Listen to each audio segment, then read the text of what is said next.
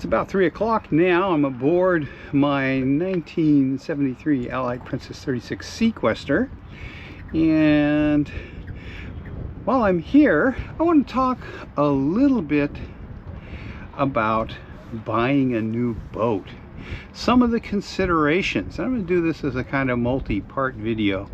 I tried to do it as one long video, but it got too long, so I'm going to talk about a few of the considerations.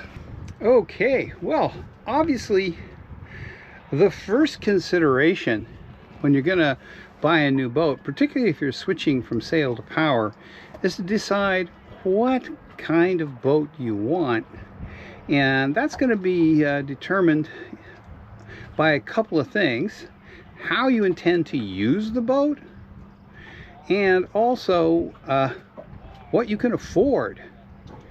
Now, if you're going to buy a power boat now, you're looking at a fair amount of money. You know, if you're going to buy a reasonably new power boat, you're definitely looking at over $100,000, and possibly, you know, a lot more. The sky is the limit.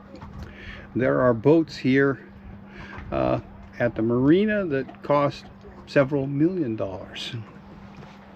And there are boats here that are worth a lot less. But from my perspective, I'm interested in a relatively new boat, so I don't have to worry about, you know, things breaking all the time, at least not as much as I do, for example, on my 52-year-old sailboat, where it seems like every year several systems fail and I have to repair them. So, you know, you got to think about how much money can I spend.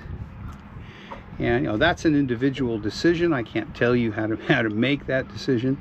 I know in my case, I looked at it from the perspective of any money I spend on the boat, because I intend to pay cash, is money that is no longer going to be working for me. It's not going to be invested. It's not going to be earning any money for me. And a new boat is going to cost me money. So if, say, I spent $200,000 on a boat, well, that's $200,000 that will no longer be invested. It's not going to earn me anything, and a $200,000 boat is going to cost a fair amount in maintenance, fuel, insurance, winter storage, etc. So, you know, I'm going to have a significant change in my cash flow, less coming in, more going out. So that's a decision you have to make on your own. And the other decision you have to make is, what kind of boat do you want? And one of the problems we're running into is my wife and I seem to want different things. Now, I really would like a boat that can go a little bit faster, you know, maybe a cruise speed up around 20 knots, so that we can go places that we don't go now, simply because neither one of us really feels up to spending much more than, at the high end, about 5 to 6 hours underway. So, and most of the time here on the sailboat, it's 3 to 4 hours.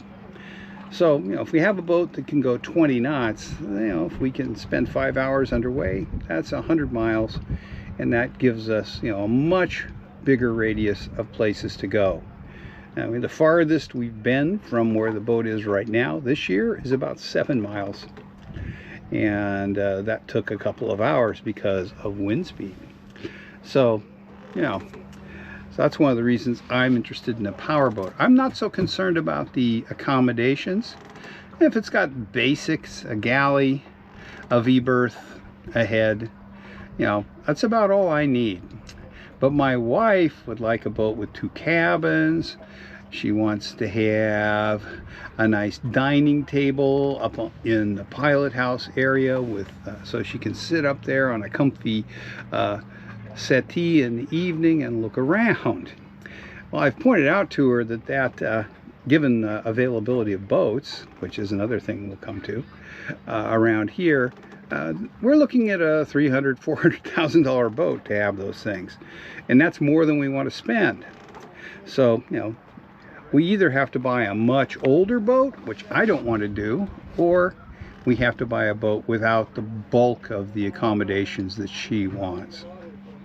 So that's something that you need to work out. What do you want to use the boat for? What are the basic accommodations you want? And what does your significant other want on the boat? That may be quite different from what you want, and may have a big role in determining what you want to look at. And the next consideration is what's available in the area where you're going to be looking. Now, for us, we're limited a little bit in that my wife is not interested in making a major trip to look at a boat. And from her perspective, a major trip is anything over about a 2-hour drive. So that means that we're looking at boats around here on Mount Desert Island, and probably over to Penobscot Bay, and maybe a little further south if there was something really special, but not much, maybe all the way down to Booth Bay. So, you know, that limits things quite a bit. And there's also the consideration of, if we buy a boat, if we were to go further afield, go down to Boston, for example, and buy a boat down there, we have to move it up here. Which means that I have to get down, either I have to get down there somehow, and which I could fly, I suppose, and get to the boat and then drive it up here, which will take, you know, probably a couple of days.